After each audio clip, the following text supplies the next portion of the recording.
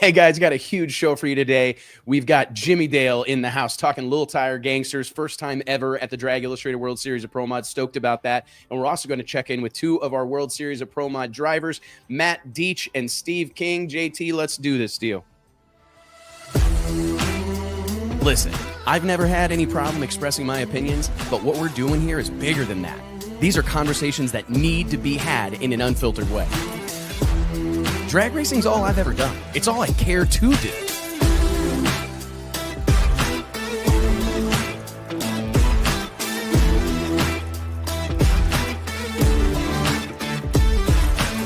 I respect the history, I appreciate how far we've come, but I want more for this sport, and I'll fight for it. It's uncut, it's unfiltered. This is the show of shows. The biggest names in drag racing. No holds barred.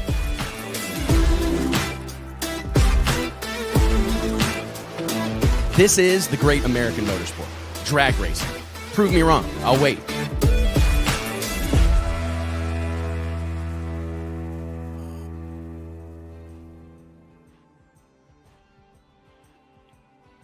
Hey gang, Wes Buck here, Drag Illustrated Magazine, checking in. It is Wednesday, February 5th, 2025. Hope you're doing well out there. And as always, thank you for joining us Round Ye Drag Racing Water Cooler to talk a little bit about the sport of drag racing and all the various things going on in the sport. We got a hell of a show lined up for you guys today, a slew of special guests.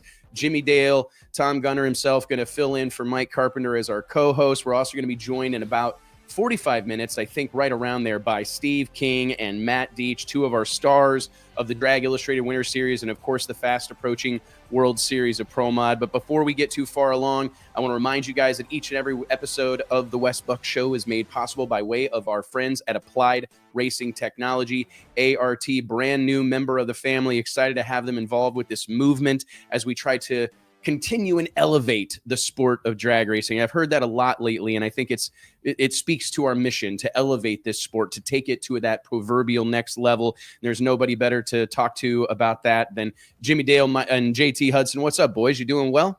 What's up? Oh, you're muted, Gunner.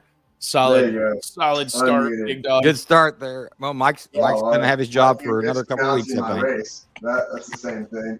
Cool. Oh, dude. Well, hey, man, thank you guys for joining me today. It's always fun to I get to pinch myself a little bit every week that we literally spend our days talking about drag racing and going drag racing and call it work. But Jimmy Dale, let's talk about what has clearly been a big needle mover. I have actually been shocked by how much traction Lil Gangsters has gotten as an addition to the World Series of Pro Mod. I've always envisioned this event, the World Series, as an opportunity for us to kind of bring different communities together. You're a huge part of the small tire no prep scene and the small tire scene as a whole, especially down here in Texas, but across the country, really. And it's cool to bring these communities, this group of people that typically don't cross paths that often. It's fun to bring them together. So let's just talk a little bit about Lil Gangsters, where you're at with this whole project and what being a part of the World Series means to you, and just, I guess how we cooked this whole thing up over a couple of cocktails while we were in Bradenton a few weeks ago. I mean, you're the one who came up with the idea. Don't blame it all on me, all right? Look, you're going to put me on the post now. I'm all here by myself. That way, if anything goes wrong, we can blame it on you, Tom. Yeah, it's all on me now. No, I don't remember what part of the year, but it was actually at least 6 months ago. Wes had mentioned to me, you think we could do Lil Gangsters at World Series? And my eyes just lit up. I was, oh, of course we can. But, I didn't know if it was just talk or whatever. And then finally I was down there for U.S. Street Nationals, which I thought I would go run limited 235 and smack them dudes around, but no, not going to happen. Not easy. So learned a valuable lesson there. But we were at dinner, and I think it was my opportunity to shoot my shot. I said, JT, Carpenter, Wes, we doing this? And y'all all said, yeah, let's do it. I thought we already were, to be honest with you. Yeah, I think Mike. Yeah. I think I had told the guys when we told first me. talked. Tell him yeah, and so then I talked to Tom. I was like, yeah, he 6 said months yeah. ago. Yeah, 6 months ago, we start kicking this around, and it's like, yeah, let's do it. And I just on to the next thing, right? And yeah, here we are. We're a little over a month out, and it was like, hey, are we for real going to do this? And I'm like, what's it going to take, Jimmy Dale? And you're like, 10K on top. I'm like, let's do it. And it's really cool because it does bring. Yeah, exactly. That's where it started, right? But it was, you know, hey, man, I think that we're in an attention economy, I hear said all the time. And it's like the battle really above all else is like who can garner the most attention, who can capture the imaginations of the masses. And I look at what you guys have done, yourself, Michael Poland, Barrett Green, everybody that's been involved with the Small Tire Gangsters, Lil Gangsters project, if you will, over the course of the last couple of years. And there's just so much energy there. And it reminds me of like it's similar in many ways to Pro Mod. There's just some energy there for whatever reason. I don't know if it's the cars. I don't know if it's the people. I don't know if it's the places we race, but there's just a group of people that are really fired up about what's going on and passionate about it and excited about it.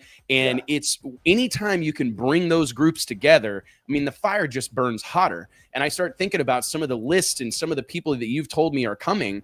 And I'm going, holy shit, man, we're going to have like a whole cornucopia of YouTubers, content creators, racers from other countries. I think there was a guy from Canada that told you he's on his way. I mean, this is what it's all about, man. He's already got on the registration. He's paid for it. I mean, he's going to be there. He's done paid his registration. He's got his flyer locked in. We do the same thing you guys are doing with the Pro Mod stuff. You know, when someone pays their registration and they lock into Pro Mod, you guys make them a flyer and celebrate. You know, it's really what it is. It's a celebration of them coming to support the event and their efforts to run Pro Mod at the highest level is what I say, right? And then I want to talk on something you just mentioned with Lil Gangster deal and where all our momentum's coming from. And I can kind of pinpoint it, okay? So, like, no prep is where Lil Gangsters comes from.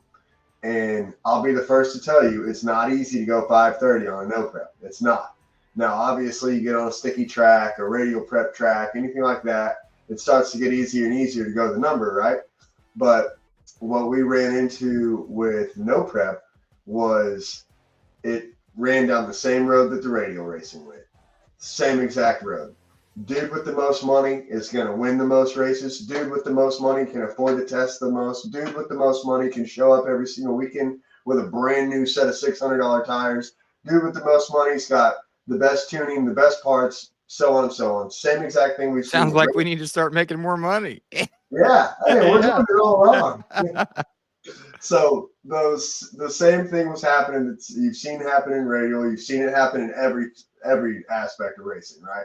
It's not just no prep that had this happen. That's what drag racing is. It's really the curse of heads up drag racing. I mean, I remember like my dad and I had that conversation when I was like 6 years old.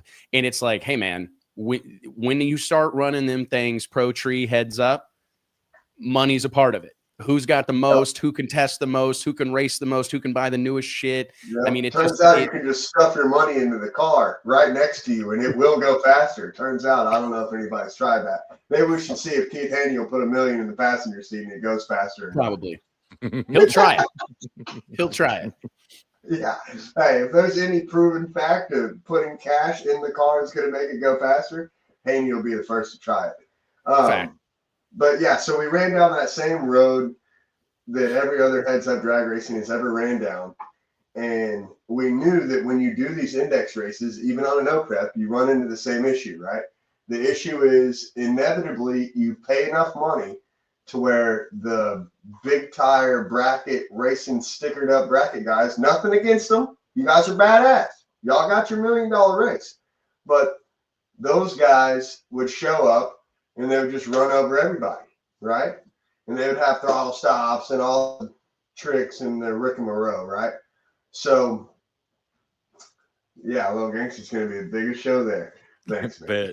But so we run down this road, and it's me and Michael Poland, and, you know, big shout out to my boy Barrett Green, who travels the country with me all the time, and all the promoters that have taken Lil Gangsters and put it into their show, whether it's Outlaw Armageddon, I mean, you name it. it's growing fast, right? And I spent the last year knocking on Duck's door for a whole year trying to get Lil Gangsters in there. Let's quit running 550 index. Let's run Lil Gangsters at SGMP. There's a ton of guys that want to go run lights out, but know that they can't get their heads up, and they know that they can't get there in a bracket format either because it's going to be big time bracket cars. So when me and Poland started putting together Lil Gangsters, it was actually in our first small tire gangster race. That was 2 years ago now. I want to say Easter weekend in 2 years ago at Yellow Belly on Easter weekend. Yep. Yeah. On Easter weekend, you damn right. And we had 50 plus cars in the very first Lil Gangsters. And we immediately were like, whoa, this is hot. This is hot. I think that first one, I think I did this on the first one. I told people, if you buy in the small tire, I'll let you into Lil Gangsters for free. I was that motivated to get Lil Gangsters booming, right? So all your small tire guys, your Casey Maxes, your Jason Cantus, all these huge big name small tire guys, they're slowing their stuff down, or maybe they're just using it as a test hit. Well, then eventually the next year we had 77 cars in 2024 at Small Tire Gangsters at Yellow Belly, April 11th and 12th this year. But we had 77 cars, and then we start seeing a shift. We see Casey Max, all of a sudden, he's got 530 tune-up. You know what I mean? His tune-up is set for 530. He sees how much money's in it, and he goes, whoa. Hey, I'll play ball. I'm not missing this. Exactly. So you see these big car counts. I think we did 77 cars at Small Tire Gangsters last year. We had 50 plus cars at Outlaw Armageddon. I mean, any weekend you can see, I want to say the smallest car count we've ever had was 20 something. 26 or 27. It's like, that's pretty solid, you know, for an off weekend. Really solid. World Series Pro Mod, if we have 100 cars, sorry. We ain't having 100 cars, Jimmy Dale. Yeah. We ain't having 100. No, at what point you could have cut it off? I don't know when I'll cut it off. You have to tell me a little bit. Yeah. We got to keep it halfway under control. There's your boy. But, it's, dude, I just think that it's, what I like about it really, and I know people probably get tired of hearing me talk about this, but there's so many awesome people in the sport of drag racing, and there's like so much momentum this sport has, but we're all in a different place at different times. You know what I'm saying? Like, it's really been a real Achilles heel for this sport, is that for as long as I can remember, rarely is the energy at one place at one time. And that's what I really am excited about and passionate about with the Winter Series, is using this in opportunities like the World Series of Pro Mod to just bring more good people together. Like, this is a group of people. They say if you want to go fast, go alone. If you want to go far, go together. And I think that we want to go far. Like, we want this sport of drag racing to go far. And if we can introduce this whole world of fans that only follow Bill Hoskinson, or only follow Jimmy Dale, or only follow Casey Max or Jason Cantu or any of the other hitters in that space, maybe that's who they pay attention to. But if all of a sudden we're bringing all those people to one location on one weekend, and they're being introduced to the Jason Scruggses and the Jay Coxes and the Mark Mickeys and the Keith Haneys of the world, I mean, that's what creates that high tide moment for the entire sport, where all eyes are focused on the sport of drag racing, what I think is the best our sport has to offer. I mean, if you look at the World Series of Pro Mod lineup, we're going to have 70 plus cars in Pro Mod.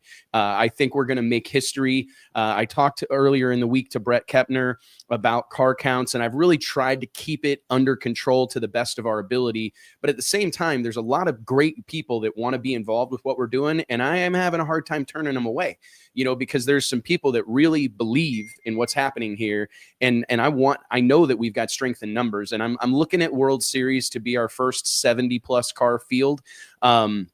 Genuinely excited about that. And if we had something to put in front of the masses or introduce new fans to, I think that's a fantastic bet. And go down from there. Mountain Motor Pro Stock, Top Sportsman, 50,000 to win. Top Dragster, 50,000 to win. We've got a Super Pro race. We brought junior dragsters to the party. They're going to be the focus of our party on Thursday night, when all of us big car racers are up on the starting line and in the VIP having a party. We're going to be able to watch these junior dragster kids. We're going to run a 4-round race within a couple of years. By watching drinking and gambling. We're going to be gambling. I have a funny feeling there's going to be some money in the air on these junior kids. I'm super excited about that. And then, of course, now we've added freaking Lil Gangsters to the party. And I just think that like this is a fantastic offering of the best drag racing has to give. I mean, these are cars that look like cars from top to bottom, high quality, fast, entertaining, great people, salt of the earth. Like this is what our sport's about, man. I am stoked. This Nicholas Holmberg on here drove 34 hours to come play at Lil Gangsters, and what was the best time, which is only second to what Ryan Hayward, who drove most of 2025 to get to U.S. streets. Bro. Yeah, we had one of our World Series of Pro Mod U.S. Street National semifinalists, Ryan Hayward, drove from like 2 hours north of Seattle to World Series or to the U.S. Street Nationals. He told me he spent 45 hours on the road getting to the race. Absolutely incredible that we're blessed enough to get involved. You'll have people that kind of support. There was a comment in here. Oh, Don Will, Hollywood Don, gambling on kids is fun. And I think this could be like, here's what I envision. And this is how this happened. I've been getting a lot of pressure for a long time, going all the way back to Denver to have junior dragsters at the World Series of Pro Mod. And as much as I run my mouth about, growing the sport and celebrating the next generation, we do the Drag Illustrated 30 under 30, we do all these things. I really felt like it was time for us to practice what we preach and make sure that those young kids are involved. But we're also passionate about running a concise show. So I wanted to find a way to kind of check both boxes, include them, but let it, not have it be part of like we have too many cars as it is. So anyways, I look at it and I go, we need to just run a race within a race, have these kids come in on Thursday, make a couple of shakedown runs early in the day. And then we're going to bring them all up to the staging lanes, draw names out of a hat, and we're going to run 16 cars and we're going to hot lap them, bring them back to the lanes, fill them with fuel and run them again. And we're going to do it during the racer welcome party presented by Strange Engineering. And I think it's going to be fun, right? Like to have these kids up there, because most of the time when they run it anywhere else, all the big dogs are back at their trailer servicing their cars, right? So everybody's going to be putting their stuff up for the night. Everybody's going to be done and they're going to be up there watching these kids go race junior dragsters. The juniors are going to take up all the premium parking spots that we have at the event. Stevie Fast will be in the grass because the juniors have bought all the premium parking. 100%. 100%. We're going to have Stevie Jackson, Lyle Barnett. All those guys are probably going to be down by the tech building, and we're going to have 16 spots. I still want to see these guys race. Juniors in them. I want to see some of these guys race for their pit spot. I think it'd be awesome. We have so much trouble with pit spots that we may adopt a point standing deal for 2026 or 25 and 26, where it's like, qualify. You qualify them. The qualifying for U.S. Street is the parking order. There you go. I mean, that Pro Mod done. Makes the qualifying worth more than than lane choice. Oh, I've got some news too. Let's break some news. You'll like this, Jimmy Dale. I think this is right up your alley. We got some breaking news here at the World Series of Pro Mod. Does that work? Courtesy of Eric Dillard and the whole gang at Proline Racing Engines. We're introducing a new prize at the World Series of Pro Mod, the off the trailer bonus, the Proline Racing Engines off the trailer bonus. Low ET in Q1, the first round of qualifying at the World Series of Pro Mod, gets $5,000 from the guys at Proline. So the quickest car, low ET in Q1, gets $5,000 from our friends at Proline Racing Engines. He won it. Eric, tell them we need your social and your address so we can send you the check. I tell you what, man, it's going to be cool because Mark doesn't always go low in Q1. It normally is that Friday night session. Oh, they'll be swinging though on this one, Oh yeah, somebody's going to pocket $5,000 from the guys at Proline Racing Engines. Instead of just throwing that layup pass in, like, okay, we got some money here, let's go get it. I think sound like crap. Do I sound like crap? I don't think you sound like crap. It's is what it is. It sounds like you're in a bathroom at a McDonald's at a road stop somewhere in Kansas. Yeah, it sounds normal. It sounds like every time you call me, hardwood on the floors and the hardwood on the ceiling and the. Don't be flexing on us. Hardwood floors, hardwood ceilings. We got hardwood everywhere. I've got pallet boards on mine. Yeah, thanks. Make me feel like shit. Paul Dunlop, our friends from No Limit Drag Racing, does #1 qualifier overall. Yes, we pay $10,000 to qualify #1 at the World Series of Pro Mod. So there's a pretty big bounty on that low low qualifier spot, man. So anyways, Bill Hoskinson says you sound terrible too, though. Don McCain in here. Oh, Kai Kelly's coming for that dough. I got to tell you, man, I really do think I would be surprised if it's Mark Mickey that claims that, because I feel like Mark typically creeps up on it a little bit. You know what I mean? Like he creeps up on it. He's one of the few guys that's going to pick up, after each run. A lot of these guys will have a Hail Mary on Friday night or a Hail Mary in Q1. But it's going to be fun to see with 70 plus cars on the property. Everybody's going to go up there looking for, swinging for the fences, like you said, JT. And I just thought it was cool talking to Dillard and the guys at Proline. He's like, hey, look, I want to be involved with the race, but I want something special, something we can talk about, something people can gun for. And we came up with the off the trailer bonus. Shout out to Vic Alvarez. That was his idea. But anyways, we will be promoting all this stuff. Clay Milliken's in here looking for a Lil Gangsters ride. We need to make that happen. Clay, I'm trying to get Clay. Does your car fit that, Wes? Your car fits that, right? My car fits that. And I asked Brandon Pez yesterday if he'd haul it down there. Taylor Strange is in the house here too. I saw him betting on the Bowman twins. Taylor may be able to get my car down there. If one of y'all can get my car to Florida, Clay can drive it. So Clay, my car will run 5:30. I can come to Texas and get it and go over. You're gonna get me into it. Yeah, that's fine. If Clay wants to drive it, Clay can drive it.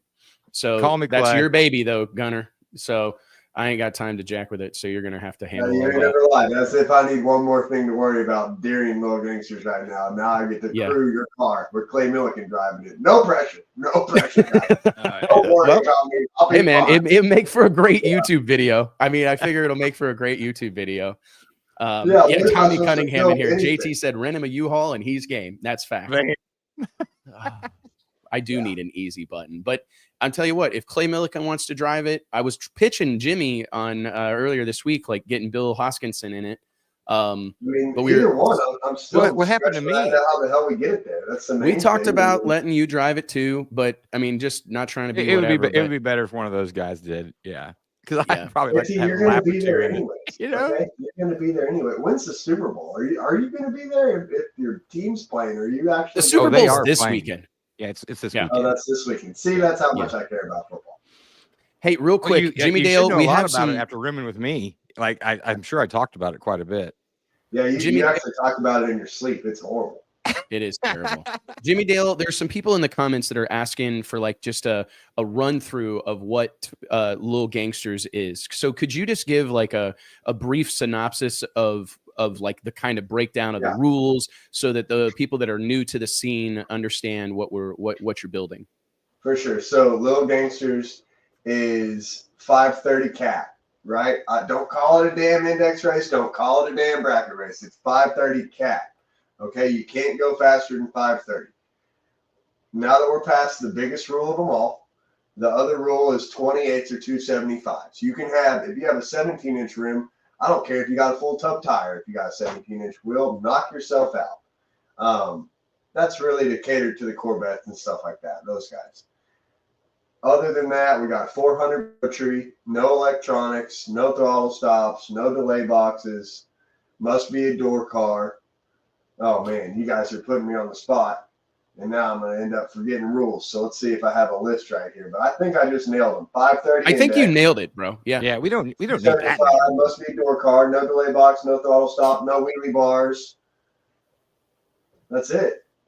Well, so you don't end up with a big tire bracket car or any bracket car for that matter showing up out there and going 530, 531, 530, 531, that type of shit.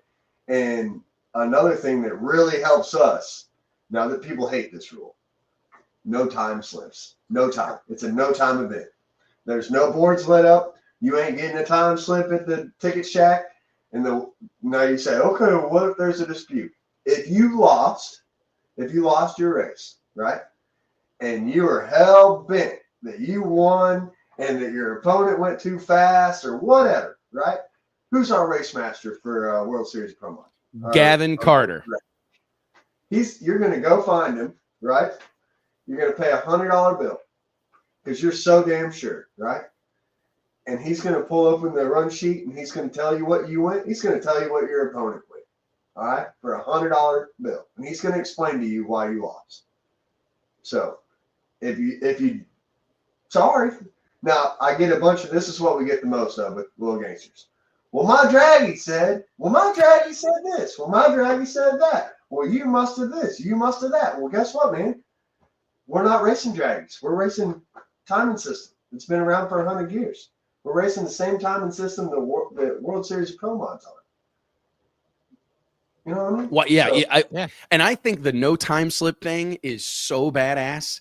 Like it's literally, it is. It's a challenge, and I can imagine that nobody likes it. Yeah, but it's the notion of it. Gavin is currently contemplating that. Yeah, Gavin deals with putting enough fires out every weekend. But no, it's for me, I think it's a fantastic. I look at it and I go, man, this is drag racing like heads up, pro tree. And I understand there's a cap. I'm not going to say the word either, but that's also what protects this from getting out of hand and becoming another, 4-second 8th mile door slammer class, which is just, I mean, don't get me wrong, ultimate in badass, but it is very, very unsustainable for a lot of folks. And I think that the fact that you've made this a 530 class, a 530 heads up class, like fashionable to be a part of, is so good for the sport. Bill Hoskinson and I had like an hour-long conversation about this on this very program a few months ago, that it's like making it cool to be a part of this is a real big driving force behind it, that it's fashionable, that you don't got to go, to Donald Long's race, lights out and run 416 on 275s or whatever the hell to be like in the conversation. Cool, I mean, it's super cool, but it's also relegated to a handful of people that can do it. Oh, hey, JT. Ridiculous. That was a low blow. Well, hey guys, real quick before we bring on our first, counting Jimmy Dale, who's technically a special guest co-host today. I'm a host, all right? You're a co-host today. I do want to remind you that each and every episode of the Wes Buck Show is made possible by way of our friends at Stroud Safety. Stroud Safety is known for their top quality racing safety equipment, from drag chutes and seatbelts to gloves and fire suits and blankets, all 100% made in America. Log on to StroudSafety.com today and make sure you tell them we sent you. We're right here in the middle of winter. It would seem the weather's starting to change here in Texas, thank God, but it's still a few months for most people until the traditional racing season starts. So if you need belts, you need seat belts, window nets, fire suits, blankets, parachutes, make sure you log on to StroudSafety.com. Now is the time. Guys, let's give it up for our next guest, our first guest of the show. The one, the only Steve King, driver of Gene Pilot's Pro Mod Corvette, man who has really come out of his shell in 2025, man. Steve, welcome to the show, dude. It's exciting to have you. First time we've ever had you on here, dude. How are you? Oh, we're great, man. Thanks for having us. Man, you sound a lot better than Jimmy Dale. It must be the home construction. That's the only thing I can figure. So shout out to your contractor. But the Savage himself, man, tell me about this process that has taken place over the course of the last few years, Steve, that as long as I've known you, which has been a hot minute now, but you've always been a soft-spoken guy, but it seems in recent months that you've really come out of your shell, like I said initially, and we've seen you doing all these videos, constantly popping in on Facebook. Which are great, dude, man. Which are really fantastic. Awesome. Just tell me what has kind of prompted this. I mean, I guess you're looking around and seeing that, you got to get in to fit in, or what's the thought process behind it? I think you hit it right. It's get in or fit in, or, Jess at ET Edits, Gene's daughter, really putting my face out there. Obviously, I don't do a lot of that, but it's not my cup of tea, but it's really working for us right now. It's cool to see, because we've been preaching this for like 20 years, Steve, and Jimmy Dale is a great example of it, who a few years ago was like known, amongst our like local drag racing scene, but is now known around the globe. And it's like being willing, despite how uncomfortable it may be, to be in front of the camera, because like you said, it's not necessarily a cup of tea, but at this point in time, there's so much shit going on. There's so much noise that you've got to try to stand out in some way, shape, or form. And I think that you've went from like a complete unknown in many regards in the pro mod world to one of our stars in a really short amount of time, man. It's it's been cool to see. Are you like getting more comfortable with it? Because it sure feels like you are. Oh yeah, yeah. Jess does a good job, and it's helped me a lot because the camera kind of I'm starstruck with the camera a lot, right? And I've kind of gotten way more used to it, and I can shit talk in the evenings when there's no racing going on, but when the camera's out, I'm kind of bashful a little bit, right? It'll grow on you. Yeah, we are Correct. too. But it's obviously it's what has to be done. You're right. Yeah, you I got to think keep you're it 100% right. I mean, that's the thing I think that's like the biggest challenge for this group of people is that so many, I mean, I think about guys like yourself, Steve, and Gene Pilot, and these like great, good old boys, guys that have worked hard, poured their heart and soul into the sport of drag racing. And here they are getting to do it at a really high level, but they've never necessarily had to be, you know, promoters. They've never necessarily had to be entertainers. But in this day and age, it would seem that that's basically what's required. I say it on this show a lot, but if you're in business today, you're in show business in some way, shape, or form. And I think that it's great to see guys such as yourself, Steve, that maybe it doesn't come especially natural to being willing to play that game. And I hope some of the other folks out here that are participating in events like ours and many others, the PDRA, the Northeast Outlaw Pro Mods, the NHRA, the Midwest Drag Racing Series, all these great things that are happening in the space. You kind of got to be an advocate for yourself, right? And make sure that you stick out amongst a sea of great people and fast cars. You gotta toot your own horn out here, you know, and the social media platforms is where it's at. It's, you know, I'm not a big social media person, and obviously, but it's really came on the last year or two with Jess doing what she does, and she kind of makes me look good. It may take 30 takes, but we get it done. And you know, show business, I guess you call it, just like you call the you know, the World Series. It's a show. 100%, man. Jimmy, don't you think that it's something that it's a matter of time? It's a reps and sets type of thing, because how much have you changed since the first time you think you were on camera? A lot. I mean, Jimmy taught me just to think of hairless cats when I get nervous. I don't know about all that. That's some great advice right there. Yeah, great advice. No, the best advice I have for you is to just lean into it the hardest, you know, as hard as you possibly can lean into something like this. And I'm a pretty good example of that. I even struggle now that when we started the YouTube channel 2 years ago, it was one of those things like, okay, either I'm going to work a desk job or I'm going to give this a go. And so maybe I was a little bit more motivated than someone who already has a successful business or a nice income. You know, I think a lot of these guys, what you were talking about earlier, Wes, is like the pro mod guys. You probably got to where you're at. I don't know what you guys do for a living. I don't know what a lot of them do for a living, but you probably got there being a relatively professional businessman, making some good deals along the way, right? And you didn't get there by just playing jackass on YouTube like I did, you know. And you know, but people love this. They like that I tell it how it is. And at some point you're going to have to figure out, if you want to sell t-shirts, if you want to be able to show up to the track and make money before you make a single pass or not have to win, then, you know, selling t-shirts is kind of part of it, and being a personality and someone that they can root for, you're going to have to talk a little shit, you know what I mean? And every now and then you're going to have to get in a little grudge with somebody, you know, just, it is what it is. It's part of it. You hit the nail on the head there, Jimmy Dale. And that's something that I think we run into the most is that, and I think NHRA, like, I think this is one of the biggest battles that they fight, and perhaps unknowingly, to be honest, is that most of their racer base doesn't have to race. It's something they choose to do, you know? Sure. And I think that it's hard to get a guy like that because, like you said, I mean, I'm not trying to like talk shit about the situation you found yourself in, but you kind of had nothing to lose, right? Like you had no other choice. Like, I've got to go all in on this and try to make this work. But I think about, like, you know, Steve Torrance as an example, a multi-time NHRA Top Fuel world champion with a very successful family business. Like, they don't need to become famous. They don't care how many t-shirts they sell.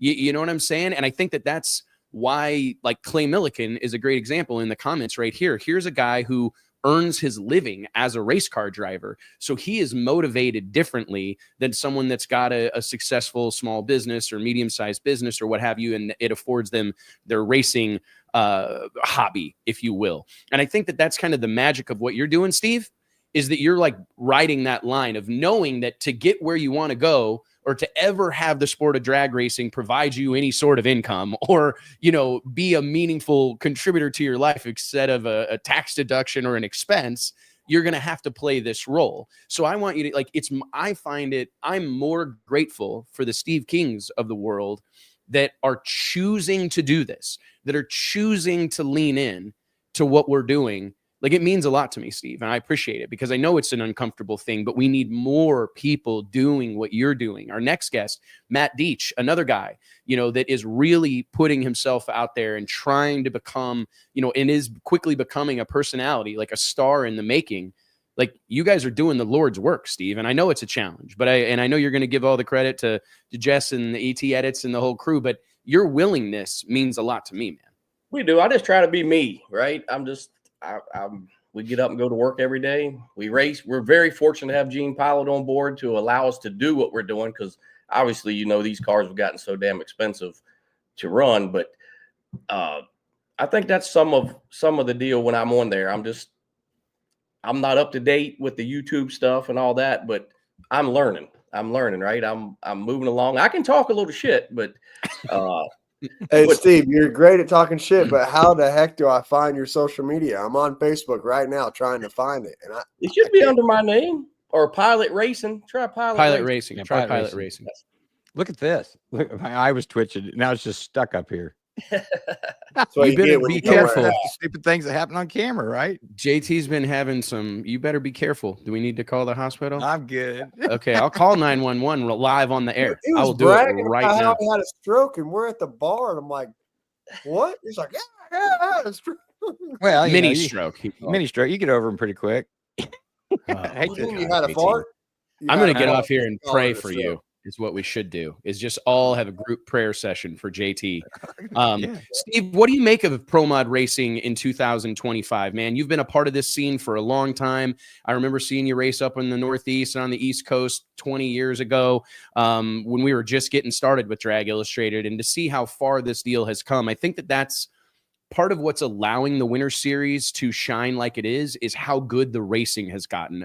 Not that long ago, it was pretty unheard of to see two of these cars make it down the track side by side, let alone see 40 pairs of them make it down the track side by side. But that's where we're at. I mean, what do you make of the last 20 years of evolution in Pro Mod? Well, obviously, Pro Modified is the best class in drag racing right now, bar any. And the people involved with it and the amount of people, 65 cars, 70 cars, out there running as fast as they are, as competitive as they are, that just shows you what type of people's out there and the budgets that's out there involved in it. I think it's crazy that the way technology, has impacted this brand of drag racing, right? I mean, you were a clutch guy way back when, not even that terribly long ago. You were one of the holdouts as well, but we've seen for the most part, the clutch combination go the way of the dodo in Pro Mod racing. We've seen a lot of new fangled electronics, fuel tech, mo tech, all these different brands that are involved in the sport. It's come a long way. I mean, automatic transmission technology, my goodness, all these different things that have happened. Is there anything that you miss or wish you could go back to? I mean, I love driving the clutch cars, revving that thing up about 6,400 and sidestepping. You can't replace that. But I would have never thought torque converters would have been where we're at today. And obviously, if you don't have one, I don't know if you can even run with the cars now. The electronics. The second thing is the power management and control of everything on that car is unbelievable what they can do now. And to be honest with you, it's kind of bypassed me. I'm kind of old school, right? I'm used to old MSD. Like a 6-shooter was probably a big deal, right? I mean, I tell people that all the time. I try to explain it in lay terminology. Is it I remember not that long ago when a 6-shooter where you could make 6 adjustments timing adjustments to the tune-up on the way down the racetrack was like shit. I was like a thinking huge revolver deal. You know what I mean? Like it was a huge deal, right? You're going to the staging lanes and you got all your little MSD chips and your little, foam thing, and it's like that was real adjustability. Man, we are in the 21st century. But now I talk to like Chris Bell or John Salemi or after, one of these guys after a run, and they're like, dude, that thing made 60 timing adjustments in 3.6 seconds. You know what I mean? Like every bump in the track, any little thing, they're going to try to account for it. It's incredible. I mean, obviously John does most of our stuff. Salemi does most of our stuff. And, me and Jeff Miller have been hooked up for 25 years, and Jeff, sometimes some of the stuff, he grabs a computer, wants to throw it out the window. And, it's just so much you can change and tune just by clicking a few buttons compared to the way you had to do it in years past, obviously. And you look at how far the cars have come. I mean, it's unbelievable. It really is, man. I think the 60 foots were what were really blowing my mind at US Street Nationals. Like I just seeing these cars going like, I think we had a couple go 897, 9 flat. And it's like, you're pretty much in nitro funny car territory with a car with suspension and swinging doors and a driver sitting where God intended on the left-hand side of the car. Pretty insane. It is 890, 60 foot's getting it done. But everyone's obviously picked the pace up. So that's, if you want to run up front, you're going to have to be 9.0s or 890s where you're going to have to be, or you're going to be sitting at home. I got a question. It's a rookie pro mod question for you guys. Mm-hmm. I see a bunch of y'all's cars want to carry the wheels for a long way out there, right? And I guess they're riding the wheelie bars, whatever. What is making them set it back down?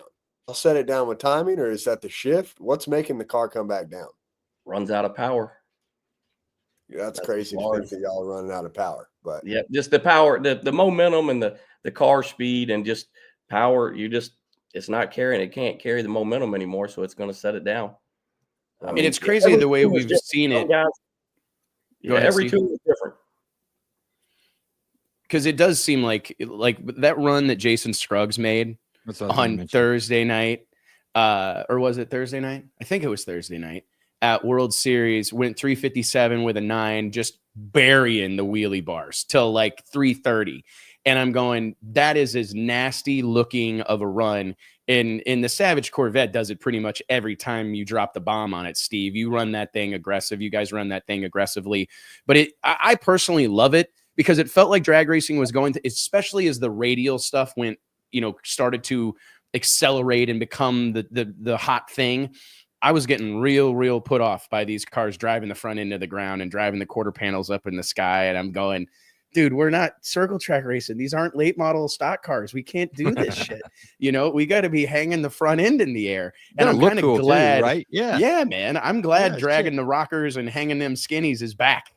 Yeah, them things just don't look right with the quarter panel up in the air. It just does not look right. But they're fast. They're fast. They're fast, man, and it's really incredible, man. So, what do you tell us about, Craig Cook, our fight coordinator, so to speak, at the Drag Illustrated Winter Series, is looking to put some grudge races together for Rivals Night, which we're going to move to Thursday night, early in the qualifying rounds. Is it you and Jason Harris? Are we going to get you and Jason Harris to lock horns? Well, possibly. We've heard a few things about it. Gene kind of pulled us back a little bit. We was doing a lot of talking, and Jason kind of blackened our eyes up pretty good there at that one race, and we kind of ain't been talking so much. We got him early in the season last year a little bit, and then he really got a hold of us, and then he went on a streak, obviously, and went on to win the championship, and was just the baddest car in the class. So you can't take nothing away from that guy. He's badass. No, that's the craziest part of this whole thing is that everybody that's on that list, the guy who qualifies 50, almost anywhere else in the world that he goes, he's going to qualify number 5 or number 1 for that matter, and probably be a threat to win the race. There's not a single hitter that's not involved with what we're doing. What's your kind of forecast for the World Series of Pro Mod? I mean, you guys have been running really good. In the mix for sure. It's looking like it's going to be the temperature is going to be different. It's going to be a little warmer than we've had these first 2 races of the series. Track's likely going to be a little different, you know, fresh off a scrape from the pro race. So I'm kind of anxious to see. We're not going to have the radial prep that we've been contending with the last 2 races. So I do think it's going to be a different environment, which in some regards is problematic, I know, but it's also exciting and kind of resets things, if you will. So what's your kind of take on headed into the World Series of Pro Mod? Well, obviously the conditions are going to make a big difference on where the ETs will be, but I think we could be, you know, 0.04 from 0 to 32. I mean, from 1 to 32 myself, if no matter what the conditions are, whether it's 58 to 62 or 60 to 64, all dependent upon the conditions and how many qualifiers we get as well with the weather. Yeah, and if the weather's, you know, if everything goes splendidly, we'll do 2 sessions on Thursday and 3 on Friday. So you're looking at 5 rounds of Pro Mod qualifying that I think is a good thing to make sure that everybody kind of feels like they got to make a bunch of rips and got a good shot at it. That was one of the things that kind of kept me up at night or at the U.S. Street Nationals, is just how few shots everybody got at it. But there's nothing you can do when Mother Nature rolls into town, you know. But we were able to weather the storm. But I'm genuinely excited to see how things shake out. And I think you're right, Steve. That's what we're looking at. What we're kind of forecasting is a 400ths of a second spread from 1 to 32. That's typically our goal. In that way we can keep it where a first, you know, depending on who you draw, you could find your way in the winner's circle. You know what I mean? That's the biggest part of it. Key. You know, that's a big key. You know, we go out at the U.S. National, you know, we draw Mr. Mickey, you know, the baddest dude on the planet right now. And we go out there and make a very, very respectable run that probably wins 80% of the runs first round. And he flies by you like a jetliner at the finish line, you know, and, you know, we go 360 and he goes 356. It's like, wow. But what do you do? Yeah. You got to go home and put some work in, you know, and these cars have gotten so close. You can't go out there and beat 040 on the tree no more. Those days are done. You know, these drivers are all badass. I personally think if you don't roll up there thinking to be 020 or better, that you're probably going home. It's crazy to think, because I'm telling you, 10 years ago, a 90 light is going to get you some rounds in HR. You know what I mean? Like you're going to get a couple, you know, and that's kind of insane, but it's also something I'm really proud of.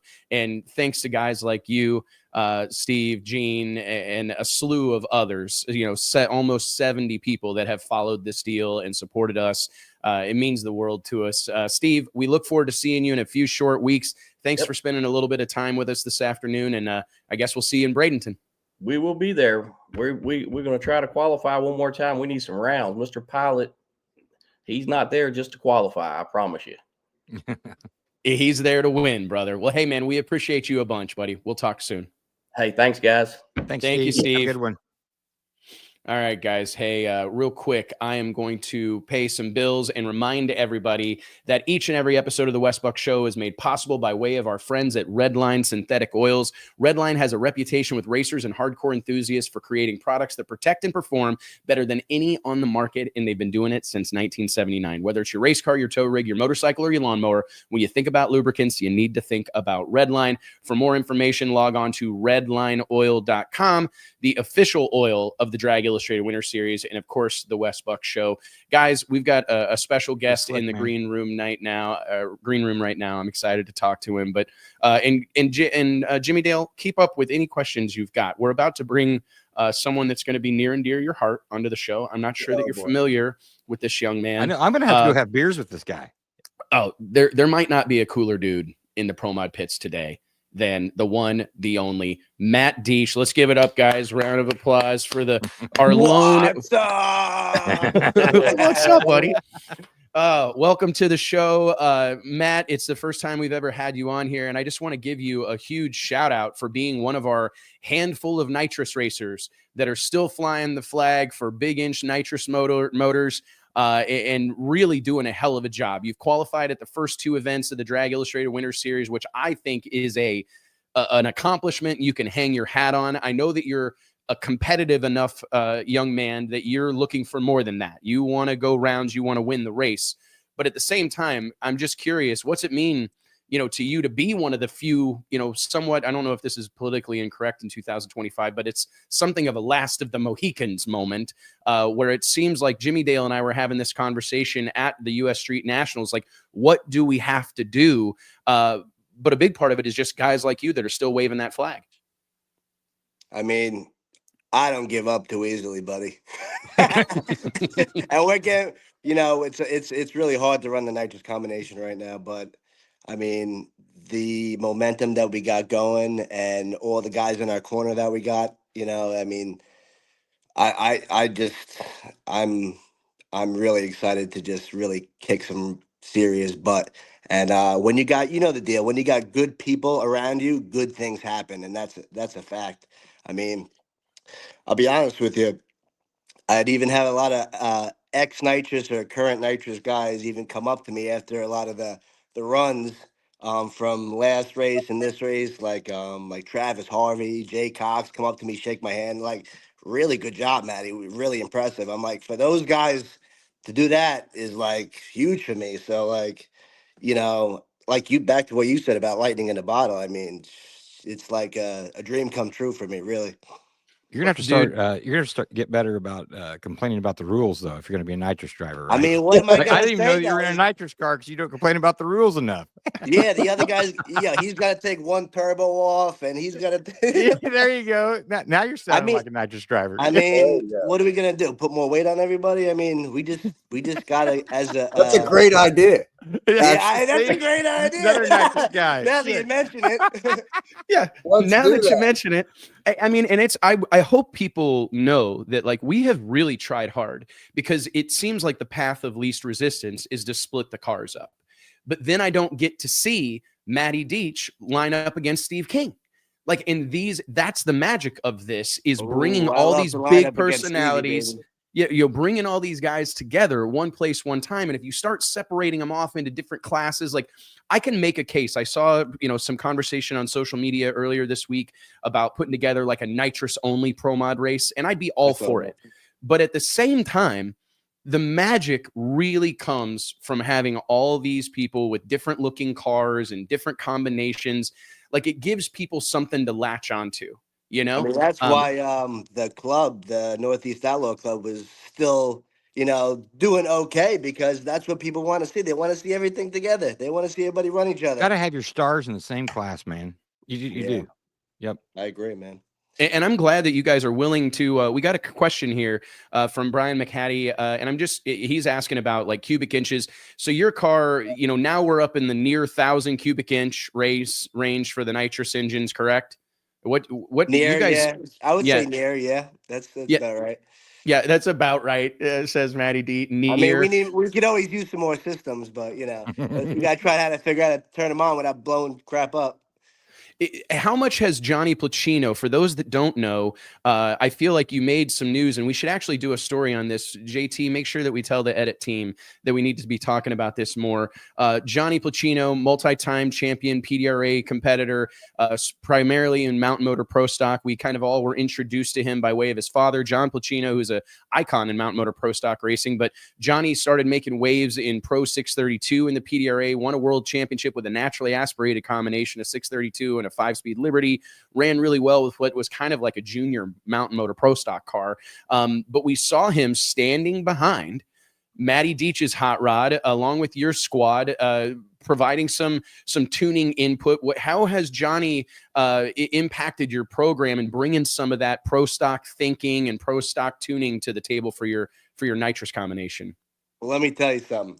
Johnny is my dog. I would say my effing dog, but I screwed that up last time. You can say it. No, you can say whatever you want. Johnny's my fucking dog. There you go. So, I mean, I live or die for that, brother. You know what I'm saying? That's my dog right there. I mean, like, me and Johnny go out for beers, man. I mean, like, shit. I mean, all this, to be honest with you, like a while ago, was all like a dream of mine, kind of. You know what I'm saying? Like, me and Johnny would go out, have some beers, and I'd be like, Johnny, why don't you come help me with the car? You know what I'm saying? Us would be a really good team. I mean, you're the best that I know, to be honest with you, around the race car, and he really is. He really is. Like, when it comes to a race car, man, that guy is unbelievable. Like when it comes to like the small details that nobody else picks up, Johnny's on that shit.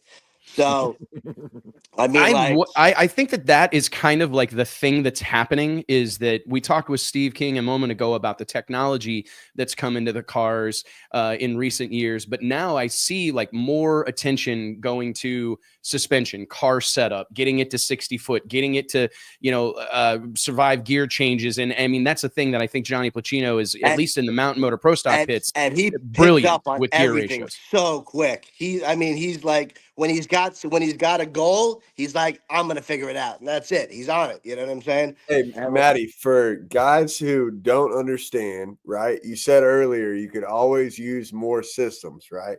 So explain to an idiot no prep kid why we can't use more nitrous. Are there rules with how many kits we can have on? Absolutely not. And listen, brother, I mean, I'd be happy to help you test it. No, because I'm just curious. What ends up going first? A piston goes first? Yeah, I mean, yeah, most likely. I mean, I would like to. I mean, we already have a seventh kit that we had plumbed and wired in. We're just like waiting to use it, kind of. You know what I'm saying? So we're just waiting for the right moment. There. Did you hear that, Jimmy Dale? 7 systems. It's already wired in, buddy. I swear to God. I know they do things like have dish pistons when you don't and stuff like that, trying to make them less hot, right? Well, that's the thing. Plus, you got like in a race like the last two, or even this one coming up, you just gotta be really on it every round. I mean, last race we played a little bit conservative because we didn't have our spare motor with us, so we didn't really want to do anything too stupid. But when you got a backup and you're trying to run against these guys, and I mean, sometimes you got to try shit, man. I mean, yeah, might as well put 8 on it. I mean, yeah, exactly. Pretty much. We got to get through 7 first, JT. Come on. Right. We got to get through 7 first. But so explain, like, I don't want you to give away your secrets, but I love talking about like power management is like the talk of town, right? It's one of the buzzwords in our sport right now. But so if you're running 6 systems currently, Maddie, like take us through like just how, like, what are the 6 systems? You've got like what, a couple in the plenum, a couple of soft line systems in the runners, right? And then you're running those. Now you're also an EFI guy. So those are dry systems that are being compensated with injector. So it's just trying to get more pounds per hour would be the thought behind the 7th or 8th system, just more nitrous.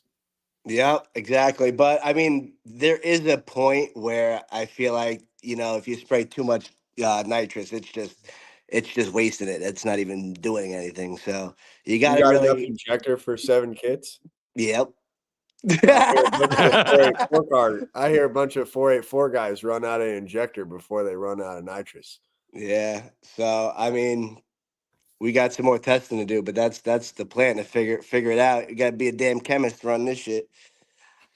That's the truth. Do you think that, like, is there another evolution, or do you think that there's anything on the horizon with nitrous combinations that can accelerate things? Is it a push system, or is it, what do you think the next step is? I think the only way we're probably going to get to the next level as a nitrous community is to probably help each other out and figure out together what's going to work, which is, a hard thing to get everybody to come together like that. But I mean, like, even like, people like Pat and a couple other people that were willing to do these, testing things and share some of the information. So some of the community can grow, even if it's like changing the design of the heads or whatever it may be. I mean, there's got to be more R&D with the nitrous stuff, and that's part of the problem right now. Is there's not a much data going out there because there's not as many guys using it. So the guys that are still here really need to come together in some kind of way. I mean, even if they form like a small team or something along those lines to try to use these multiple outlets to try to make something happen, because it to get to the next level, you're gonna need the top guys to help you out and want to help you, which most of them do. You know what I'm saying? I think there's so much truth to what you're saying, because when I look around the space right now, you don't have to like study it too long, too hard to recognize that, you know, those Pro Charger cars that really ran well, what do they have in common? Like they may have some mechanical parts in common, but they're kind of all being run out of the same camp.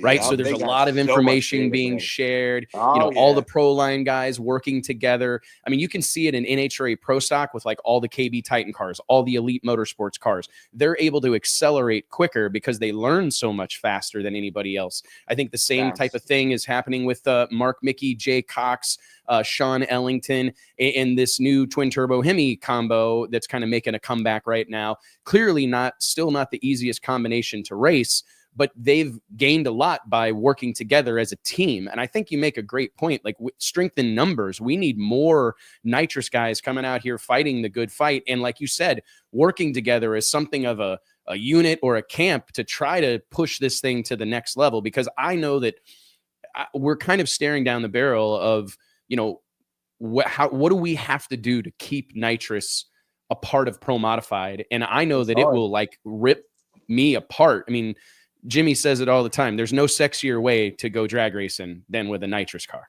Like My there's just not. dog! My dog! Fact. It's a fact, dog. And I was thinking to myself, I'll call Clay Milliken and have him bring you down a pail of nitro for World Series this year. Right. We I like gotta that. try I like something. that. We got to try something at this point. I know, but they we've be talked checking the about- fuel at the end of the run. We've talked about a fuel change.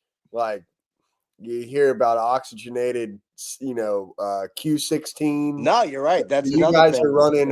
You're running what, C25 is what you're using right now. Yep. So what if we had some type of oxygenated 125 or better fuel that would burn that clean, but would also make a little bit more steam? Like maybe that's something we can think about. And then outside of that, you know, you start talking about cylinder head design, you're really talking about Pat. But Right. as far as I'm looking from the outside in, it seems like everyone uses Brandon stuff for your nitrous stuff, you know, supply. Is that your stuff is Switzer stuff? Switzer, however the hell you say it. Schweitzer. Yeah, and some of we got two different motors. Some of the older motors got the Schweitzer stuff on it, but some of the newer stuff is whoever Pat uses now. I think Nitrous Outlet or whoever it is. Gotcha. You would think that if it was, I don't know. I'm just thinking out loud here. I felt like a majority of the guys had Brandon stuff on it, and if it's got his stuff on it, then he would be able to kind of help each other out. You know, kind of like Pat. Pat is at the top. Well, of the it's pyramid. gotten so His races are competitive. below him. They need Part to of the pull up. issue is that in PDRA Pro Nitrous, it's like a fucking turf war over there, right? So like PDRA and Pro Nitrous is so crazy competitive right now, and there's like these little micro camps within that series, and it's great. I mean, it's badass for that, but it really doesn't. It flies in the face of what Matt's talking about. But that type of energy will be produced by events like the World Series of Pro Mod and these events where everybody's thrown together. And You're going to have to at some point.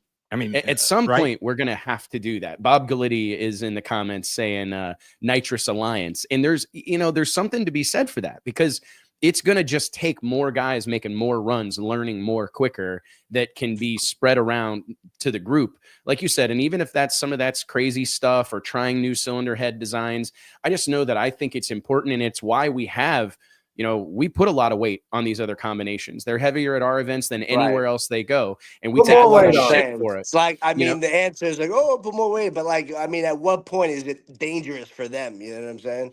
And that's where we're at, is where I'm not comfortable with the cars getting any heavier, and you also find with some of these combinations, like, I don't know that the turbo, my personal opinion, and I'm no sort of expert, but we have not seen the turbo cars affected by weight the same way that other combinations are affected by weight. And it's something that we've labored over and really looked at, but you start towing towards 2,800 pound door cars going 200 plus miles an hour. And I'm not totally on board with that. And we've got to try to keep, but we're to the point now where it's like, okay, we're going to need some of these nitrous guys too. And I want to say that if you haven't proven your point at this point, Matt, like people aren't watching. They're not That's a lot paying of attention points. because I'm going that's a lot of 3 points. for 3, baby. We're qualifying 3 for 3, baby.